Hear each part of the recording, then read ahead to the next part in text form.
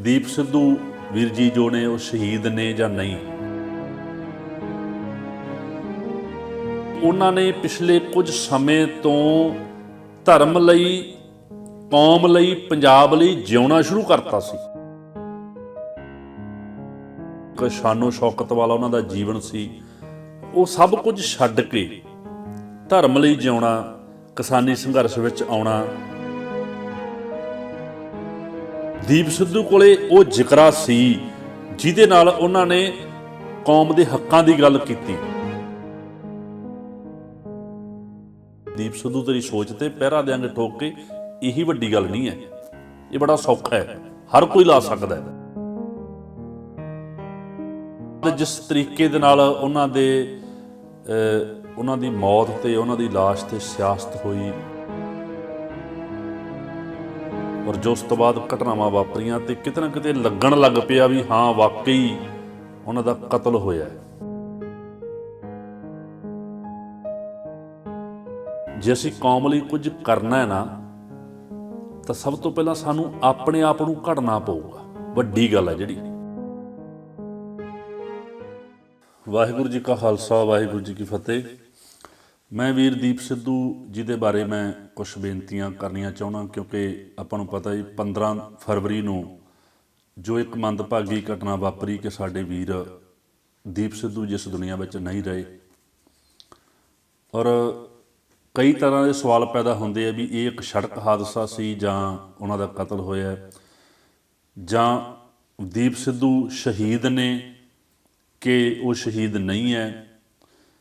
ਔਰ ਕਈ ਤਰ੍ਹਾਂ ਦੇ ਜੇ ਉਹ ਸ਼ਹੀਦ ਹੋਏ ਨੇ ਜਾਂ ਉਹਨਾਂ ਦਾ ਕਤਲ ਹੋਇਆ ਤਾਂ ਉਹ ਕਿਹਨਾਂ ਨੇ ਕੀਤਾ ਹੈਗਾ। ਇਸ ਤਰ੍ਹਾਂ ਦੇ ਕਈ ਸਵਾਲ ਸਾਡੇ ਮਨਾਂ ਵਿੱਚ ਹੈ, ਔਰ ਹੋ ਸਕਦਾ ਸਦਾ ਹੀ ਬਣੇ ਰਹਿਣ। ਕੋਈ ਉੱਚ ਪੱਧਰੀ ਜਾਂਚ ਹੋ ਜੇ, ਕੋਈ ਇਸ ਸਾਜ਼ਿਸ਼ ਦੇ ਪਿੱਛੇ ਜੋ ਲੋਕ ਨੇ ਉਹ ਕੋਈ ਸਾਹਮਣੇ ਆ ਜਾਣ, ਕੋਈ ਖੁਲਾਸੇ ਹੋ ਜਾਣ, ਤਾਂ ਹੋ ਸਕਦਾ ਇਹਨਾਂ ਸਵਾਲਾਂ ਦਾ ਕੋਈ ਜਵਾਬ ਮਿਲ ਜਾਵੇ। ਨਹੀਂ ਤੇ ਹੋ ਸਕਦਾ ਬੜੇ ਸਵਾਲ ਜਿਹੜੇ ਆ ਉਹ ਕਈ ਵਾਰੀ ਸਵਾਲ ਹੀ ਰਹਿ ਜਾਂਦੇ ਆ। ਤਾਂ ਸਭ ਤੋਂ ਪਹਿਲੀ ਗੱਲ ਕਿ ਦੀਪ ਸਿੱਧੂ ਵੀਰ ਜੀ ਜੋ ਨੇ ਉਹ ਸ਼ਹੀਦ ਨੇ ਜਾਂ ਨਹੀਂ, ਇਹਦੇ ਬਾਰੇ ਮੈਂ ਇਹ ਕਹਿਣਾ ਚਾਹੂੰਗਾ ਵੀ ਜੇ ਉਹਨਾਂ ਦਾ ਕਤਲ ਹੋਇਆ, ਜੇ ਦੀਪ ਸਿੱਧੂ ਵੀਰ ਜੀ ਨੂੰ ਕਿਸੇ ਨੇ ਪ੍ਰੀ ਪਲੈਨਡ ਤਰੀਕੇ ਨਾਲ ਮਾਰਿਆ ਹੈਗਾ, ਉਹਨਾਂ ਨੂੰ ਸ਼ਹੀਦ ਕੀਤਾ, ਉਹਨਾਂ ਦਾ ਕਤਲ ਹੋਇਆ, ਤਾਂ ਉਹ ਕੌਮ ਦੇ ਹੱਕਾਂ ਦੀ ਗੱਲ ਕਰਨ ਵਾਲਾ ਉਹ ਨੌਜਵਾਨ ਯੋਧਾ ਤਾਂ ਬਿਨਾਂ ਸ਼ੱਕ ਉਹ ਸ਼ਹੀਦ ਹੈ। ਕਿਉਂਕਿ ਉਹਨੇ ਕੌਮ ਦੀ ਆਵਾਜ਼ ਉਠਾਈ, ਉਹਨੇ ਪੰਜਾਬ ਦੇ ਹੱਕਾਂ ਦੀ ਗੱਲ ਕੀਤੀ, ਉਹਨੇ ਨੌਜਵਾਨੀ ਨੂੰ ਜਗਾਉਣ ਦੀ ਕੋਸ਼ਿਸ਼ ਕੀਤੀ, ਉਹਨੇ ਸਿੱਖੀ ਦੀ ਗੱਲ ਕੀਤੀ, ਉਹਨੇ ਧਰਮ ਦੀ ਗੱਲ ਕੀਤੀ। ਪਰ ਜੇ ਆਪਾਂ ਇਹ ਵੀ ਮੰਨ ਲਈਏ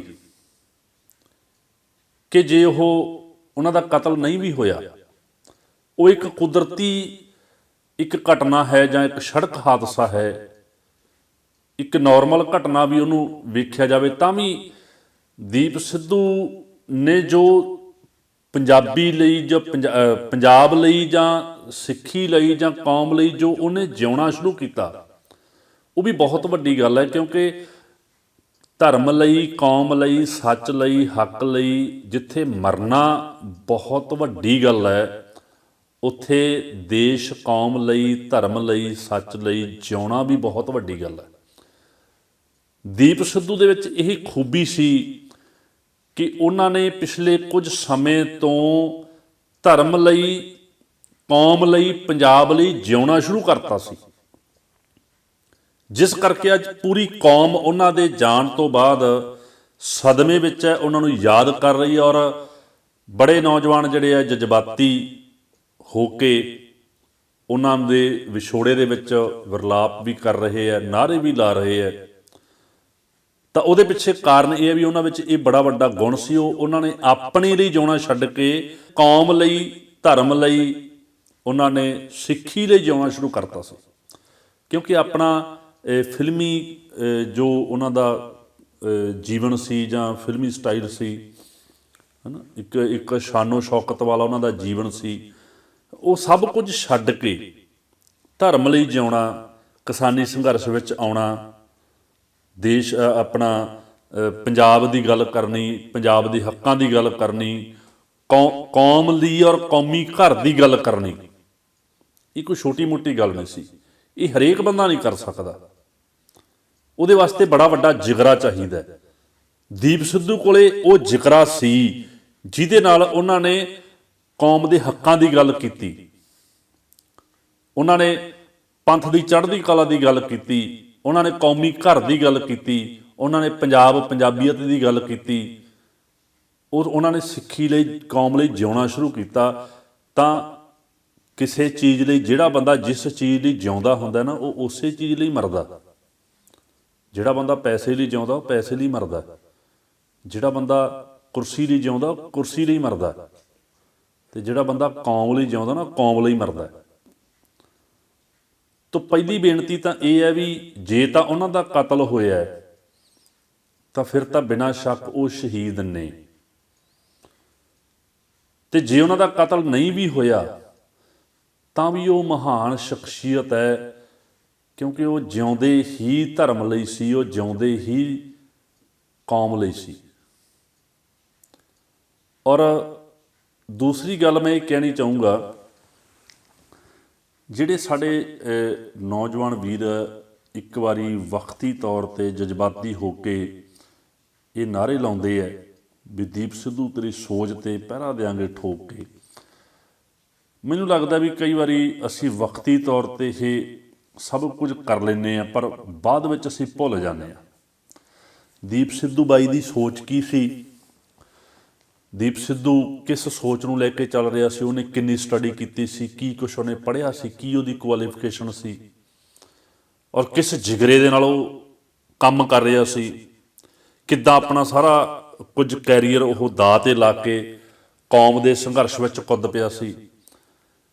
ਇਹ ਸਭ ਕੁਝ ਨੂੰ ਅੰਡਰਸਟੈਂਡ ਕਰਨਾ ਵੀ ਸਾਡਾ ਇੱਕ ਫਰਜ਼ ਹੈ। ਕੇਵਲ ਨਾਅਰਾ ਲਾ ਦੇਣਾ ਵੀ ਦੀਪ ਸਿੱਧੂ ਤੇਰੀ ਸੋਚ 'ਤੇ ਪਹਿਰਾ ਦਿਆਂਗੇ ਠੋਕ ਕੇ, ਇਹੀ ਵੱਡੀ ਗੱਲ ਨਹੀਂ ਹੈ। ਇਹ ਬੜਾ ਸੌਖਾ ਹੈ, ਹਰ ਕੋਈ ਲਾ ਸਕਦਾ ਹੈ, ਪਰ ਉਹਨਾਂ ਦੀ ਸੋਚ ਨੂੰ, ਸੱਚਮੁੱਚ ਸੋਚ ਨੂੰ ਸਮਝਣਾ ਤੇ ਉਸ ਸੋਚ ਨੂੰ ਅਪਣਾਉਣਾ, ਉਸ ਸੋਚ ਮੁਤਾਬਕ ਚੱਲਣਾ, ਇਹ ਬੜੀ ਵੱਡੀ ਗੱਲ ਹੈ। ਤਾਂ ਮੇਰੀ ਨੌਜਵਾਨ ਵੀਰਾਂ ਨੂੰ ਬੇਨਤੀ ਹੈ ਵੀ ਕੇਵਲ ਇਹ ਨਾਅਰਿਆਂ ਤੱਕ ਸੀਮਤ ਨਾ ਰਹਿਓ ਵੀ ਦੀਪ ਸਿੱਧੂ ਤੇਰੀ ਸੋਚ 'ਤੇ ਪਹਿਰਾ ਦਿਆਂਗੇ ਠੋਕ ਕੇ, ਇਸ ਤੋਂ ਅੱਗੇ ਦੀ ਗੱਲ ਵੀ ਕਰਿਓ।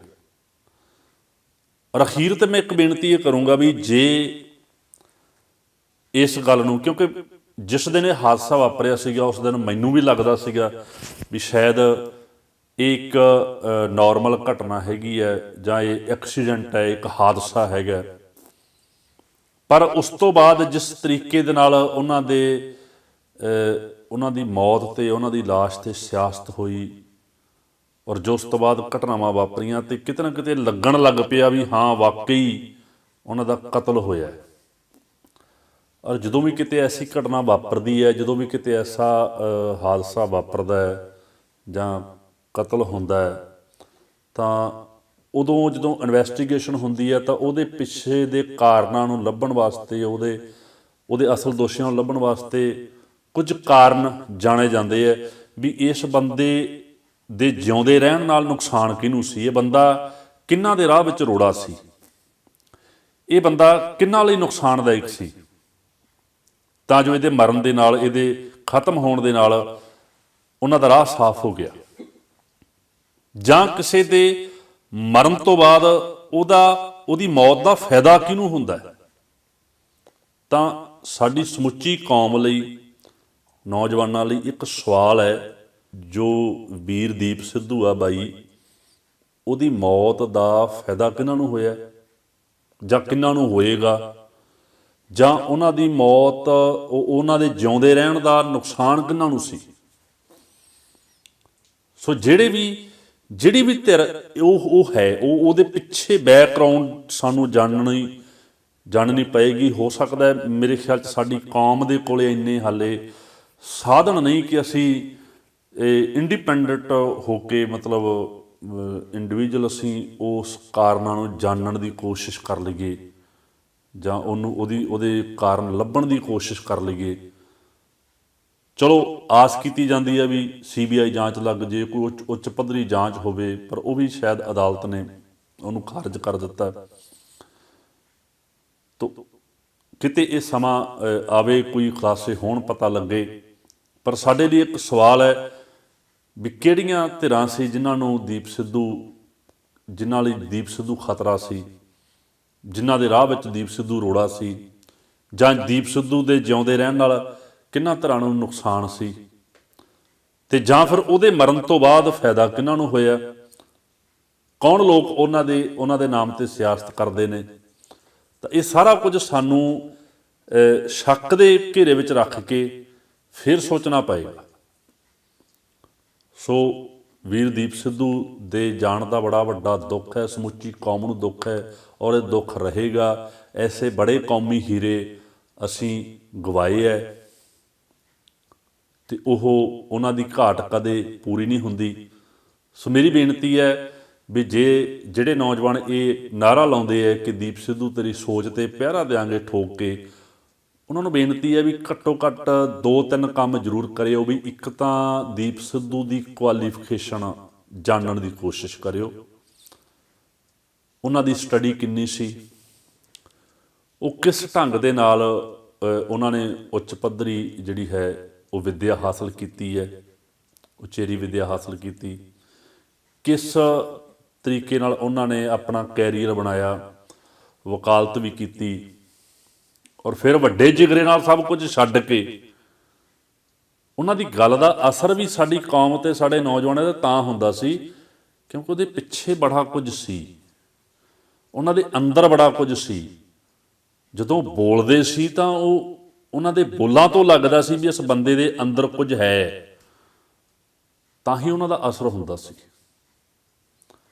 ਸੋ ਇਸ ਕਰਕੇ ਜੇ ਅਸੀਂ ਕੌਮ ਲਈ ਕੁਝ ਕਰਨਾ ਹੈ ਨਾ, ਤਾਂ ਸਭ ਤੋਂ ਪਹਿਲਾਂ ਸਾਨੂੰ ਆਪਣੇ ਆਪ ਨੂੰ ਘੜਨਾ ਪਊਗਾ। ਵੱਡੀ ਗੱਲ ਹੈ ਜਿਹੜੀ, ਸਾਨੂੰ ਆਪਣੇ ਆਪ ਨੂੰ ਘੜਨਾ ਪਏਗਾ, ਸਾਨੂੰ ਆਪਣੇ ਆਪ ਨੂੰ ਉਸ ਯੋਗ ਬਣਾਉਣਾ ਪਏਗਾ ਵੀ ਅਸੀਂ ਕੌਮ ਲਈ ਕੁਝ ਕਰ ਸਕੀਏ। ਕੇਵਲ ਨਾਅਰੇ ਲਾ ਕੇ ਜਾਂ ਕੇਵਲ ਵਕਤੀ ਤੌਰ 'ਤੇ ਜਜ਼ਬਾਤੀ ਹੋ ਕੇ ਕੁਝ ਗੱਲਾਂ ਕਰਕੇ ਗੱਲ ਨਹੀਂ ਬਣਨੀ। ਸਾਨੂੰ ਲੰਮੇ ਪੈਂਡੇ ਤੈਅ ਕਰਨੇ ਪੈਣਗੇ, ਲੰਬੇ ਘੋਲ ਲੜਨੇ ਪੈਣਗੇ, ਲੰਬਾ ਸੰਘਰਸ਼ ਲੜਨਾ ਪਏਗਾ।